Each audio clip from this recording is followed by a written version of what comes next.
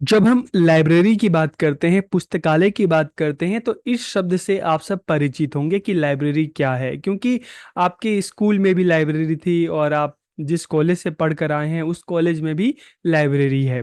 तो इसलिए लाइब्रेरी के बारे में तो आप सबको पता होगा, लेकिन क्वेश्चन आता है कि ई लाइब्रेरी क्या है, जिसको डिजिटल लाइब्रेरी भी कहा जाता है। तो इस वीडियो में हम डिजिटल या ई लाइब्रेरी की बात करेंगे कि ये होता क्या है। तो वीडियो को आखिरी तक देखिए और लास्ट में ज़रूर बताइए आपको वीडियो कैसा लगा। तो वीडियो को हम शुरू करते हैं। तो देखिए सामने आपके कुछ इमेजेस हैं जिसमें आपको समझ आ रहा होगा कि ई लाइब्रेरी क्या है। नॉर्मली हम लाइब्रेरी में देखते हैं तो एक बड़ा सा हॉल नुमा रूम होता है, आप वहाँ पे जाते हैं और देखते हैं अलग अलग जो अलमीरा होती हैं उसमें बुक्स रखी होती हैं, आप उनको यूज़ करते हैं, उनको पढ़ते हैं, इशू करवाते हैं। लेकिन जब हम ई लाइब्रेरी की बात करते हैं ना, तो मतलब क्या है, अब धीरे धीरे जो लाइब्रेरी है इनका डिजिटलाइजेशन हो रहा है। अब आपको अपने फ़ोन में, अपने कंप्यूटर में, अपने लैपटॉप में ही आपको सारी बुक की एक्सेस धीरे धीरे मिल जाती हैं। तो आजकल हम देखते हैं आपको कोई भी इंफॉर्मेशन चाहिए तो आप क्या करते हैं, अपनी फ़ोन से आप जो है उसको रीड कर लेते हैं, ठीक है। तो हम जब ई लाइब्रेरी की बात करते हैं, डिजिटल लाइब्रेरी की बात करते हैं, तो मतलब क्या है, धीरे धीरे जो लाइब्रेरी हैं, जो ट्रेडिशनल लाइब्रेरी हैं, पारंपरिक जो लाइब्रेरी जो हमने अपने स्कूल में देखा, कॉलेज में देखा, अब उसका धीरे धीरे डिजिटलाइजेशन हो रहा है, ठीक है। सारा का सारा जो कंटेंट है, जो सारी की सारी जो बुक्स हैं, आपको सिर्फ अपने फ़ोन में, अपने लैपटॉप में आपको उसका सारा एक्सेस मिल जाता है। लेकिन आपको क्या करना पड़ता है, जो ऑनलाइन लाइब्रेरीज है वहाँ की आपको मेंबरशिप लेनी पड़ती है, कुछ पैसे आपको देने पड़ते हैं। लेकिन क्या होता है, आपको पूरी लाइब्रेरी का जो बुक्स हैं उसका पूरा एक्सेस मिल जाता है और आप उन बुक्स को यूज कर सकते हैं। तो इसका फ़ायदा क्या होता है, इसका फ़ायदा ये होता है कि आपको घर बैठे बैठे सारी बुक्स अवेलेबल हो जाती हैं। एक जगह से दूसरी जगह जाने का आपका पैसा भी बचता है, आपका टाइम भी बचता है। तो जब हम ई लाइब्रेरी की बात करते हैं तो इसे ऑनलाइन लाइब्रेरी, इंटरनेट लाइब्रेरी, क्योंकि आप इसको एक्सेस कब करेंगे, जब आपके फ़ोन में, कंप्यूटर में इंटरनेट कनेक्शन होगा। तो इसलिए इसको ऑनलाइन लाइब्रेरी बोलते हैं, इंटरनेट लाइब्रेरी बोलते हैं, डिजिटल लाइब्रेरी बोलते हैं और बिना दीवारों वाली लाइब्रेरी भी कहते हैं। क्योंकि लाइब्रेरी तो है लेकिन आप अपने फ़ोन से एक्सेस कर रहे हैं, अपने लैपटॉप से एक्सेस कर रहे हैं, तो बिना दीवारों वाली लाइब्रेरी। यह डिजिटल दस्तावेजों का एक ऑनलाइन डेटाबेस है कि it is a online database of digital document. तो यहाँ पर आपको जो बुक्स हैं, सारी बुक्स आपको मिल जाती हैं, ठीक है। इसके अलावा आपको टेक्स्ट भी मिलते हैं, वीडियोस भी मिलते हैं, ऑडियो भी मिलते हैं। तो ये सारी की सारी फैसिलिटीज अवेलेबल होती है। एक ऐसी लाइब्रेरी है जहाँ सूचना इलेक्ट्रॉनिक रूप में उपलब्ध कराई जाती है। तो जो भी आपको इंफॉर्मेशन है, जो भी बुक्स है, आपको जो भी चाहिए होती है, तो इलेक्ट्रॉनिक फॉर्म में, इसलिए तो ई लाइब्रेरी बोलते हैं, इलेक्ट्रॉनिक लाइब्रेरी। आपके फ़ोन में, आपके लैपटॉप में आपको वो बुक मिल जाती है। तो it can B assessed from anywhere through computer network, की कंप्यूटर नेटवर्क या मोबाइल नेटवर्क के माध्यम से आप कहीं पे भी हों, लेकिन आप आराम से इसको एक्सेस कर सकते हैं, इस तक पहुंच सकते हैं। They store electronic resources such as e book, e journals, की इसमें इलेक्ट्रॉनिक संसाधन, चाहे हम ई बुक की बात करते हैं, पत्रिकाओं की बात करते हैं, हम न्यूज़पेपर की बात करते हैं, तो सारी की सारी चीज़ें इलेक्ट्रॉनिक रूप में संग्रहित होती हैं, ठीक है। जिसका आप आराम से अपने फ़ोन के थ्रू, अपने लैपटॉप के थ्रू आप इनको पढ़ सकते हैं। इस संसाधनों का खजाना है, क्योंकि आपको एक फ़ोन में पूरी लाइब्रेरी आपको मिल जाती है। तो इसलिए क्या है, they provide a wealth of resource, की संसाधनों का खजाना है। It can be use to aid teaching and learning, की इनका उपयोग शिक्षण और अधिगम में सहायता के लिए किया जा सकता है। तो आप भी बताइए, क्या आप क्या इस तरह की किसी ई लाइब्रेरी का आप यूज करते हैं, चाहे हम डेल नेट की बात करते हैं, चाहे हम स्रोत गंगा की बात करते हैं, ठीक है। तो इस तरह की जो ई लाइब्रेरीज हैं, जो आप अपने फ़ोन के थ्रू ही आप उसको ईजिली एक्सेस कर सकते हैं, कुछ फ्री होती हैं और कुछ में आपको कुछ मेंबरशिप चार्ज करना पड़ता है। इसके यूजेस की अगर हम बात करते हैं, तो जानकारी को डिजिटल रूप में एकत्र करना, तो ई लाइब्रेरी जो है क्या करती है, जो इन्फॉर्मेशन है, जो टेक्स्ट बुक है, उसको डिजिटल रूप में एकत्र करती है, इकट्ठा करती है, ठीक है। फिर जानकारी को संग्रहित करती है, व्यवस्थित करके लोगों तक पहुंचाती है। और आप क्या करते हैं, आप इंटरनेट के थ्रू, आपके मोबाइल या लैपटॉप के थ्रू आप उसको इजीली एक्सेस कर लेते हैं। तो विभिन्न पुस्तकालय गतिविधियों में शामिल लागत को कम करता है। तो इसमें क्या होता है, देखिए, आपको अगर कोई बुक लेनी है तो आप घर से मार्केट तक जाते हैं, ठीक है, जाने आने का पैसा लगता है, फिर बुक को परचेस करते हैं। और जब हम ई लाइब्रेरी की बात करते हैं तो यहाँ पर आपको कुछ चार्ज देना पड़ता है, लेकिन उस चार्ज में आप पूरी लाइब्रेरी को एक्सेस कर सकते हैं। तो यहाँ पर आपका टाइम भी बचता है, आपका पैसा भी बचता है।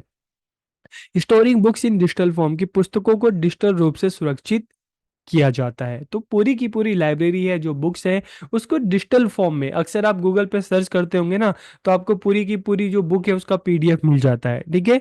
तो लाइब्रेरी में जो बुक्स हैं उसको पूरी डिजिटल फॉर्म में उसको सुरक्षित रखा जाता है, क्योंकि हम वैसे देखते हैं तो जो बुक्स हैं एक टाइम बाद फटने लगते हैं, उनके पेजेस निकलने लगते हैं। लेकिन यहाँ पे जब ई लाइब्रेरी की बात करते हैं, डिजिटल लाइब्रेरी की बात करते हैं, तो पुस्तकों को डिजिटल फॉर्म में सुरक्षित रखा जाता है।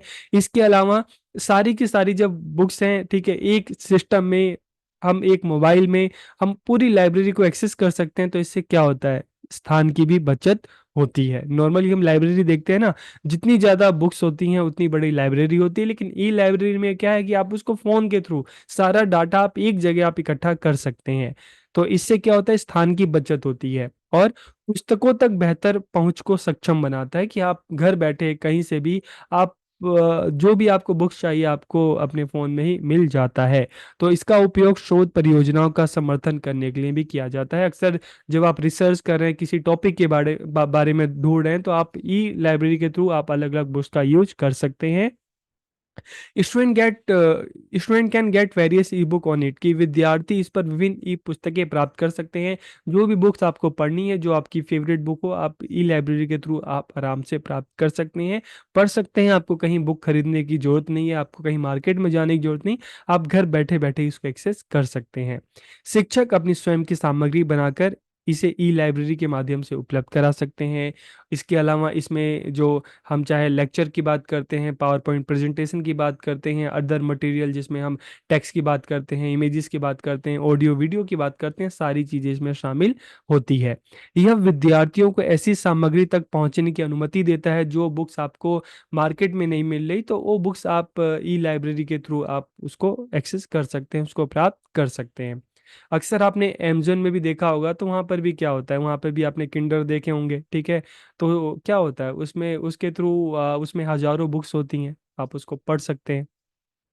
तो यह ई बुक्स, ई जर्नल, लेख, शोध पत्र आदि संसाधनों तक पहुंच प्रदान करता है। अगर हम इसके बेनिफिट्स की बात करते हैं, इससे विद्यार्थियों को किसी भी विषय की आवश्यक जानकारी मिल जाती है। ई लाइब्रेरी का उपयोग करना भी बहुत सुविधाजनक है। घर बैठे बैठे आप अपने फ़ोन से, आप अपने लैपटॉप कंप्यूटर से इसका आप यूज़ कर सकते हैं। विद्यार्थी इंटरनेट कनेक्शन के साथ कहीं से भी कभी भी उन तक पहुंच सकता है। इससे उन्हें अपनी ज़रूरत की जानकारी ढूँढने में आसानी होती है। इससे व्यक्तिगत ज़रूरतों को पूरा करने के लिए व्यक्तिकृत किया जा सकता है। आप अपने, आपको जो खुद के लिए बुक्स चाहिए, ठीक है, आप जो बुक्स पढ़ना चाहते हैं, तो इसके थ्रू आप उसको एक्सेस कर सकते हैं।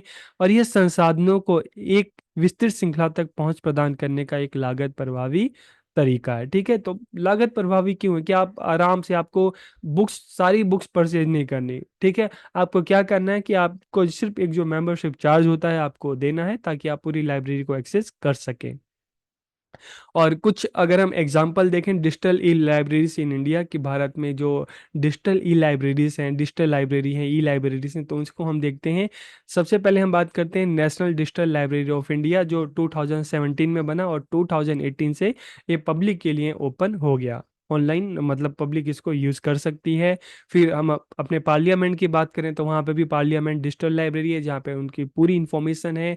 ई ज्ञान कोश इग्नू का है, ठीक है। आप अक्सर अगर बीएड से रिलेटेड, एमएस से रिलेटेड कोई आप अगर कंटेंट गूगल पे भी सर्च करते हैं ना, तो ई ज्ञान कोश का आपको मटेरियल कहीं ना कहीं मिल जाता है। इसके अलावा national mission for manuscript digitalisation 2003 में आया था।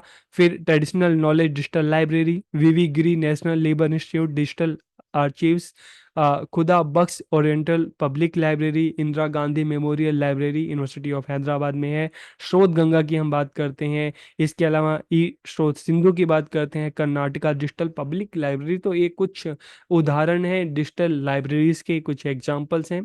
ठीक है। इसमें भी देखें तो नेशनल डिजिटल जो लाइब्रेरी ऑफ इंडिया है, ये सबसे पहले आई थी। ठीक है।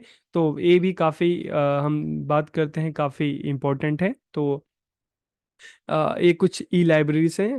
अक्सर अगर कोई क्वेश्चन भी इसमें आएगा तो national digital library of India, इससे रिलेटेड क्वेश्चन पूछा जा सकता है। तो इस वीडियो में हमने ई लाइब्रेरी की बात की कि ई लाइब्रेरी होता क्या है, इसके क्या यूजेस हैं। तो वीडियो आपको कैसा लगा, कमेंट करके ज़रूर बताइए। आप सबका बहुत बहुत धन्यवाद।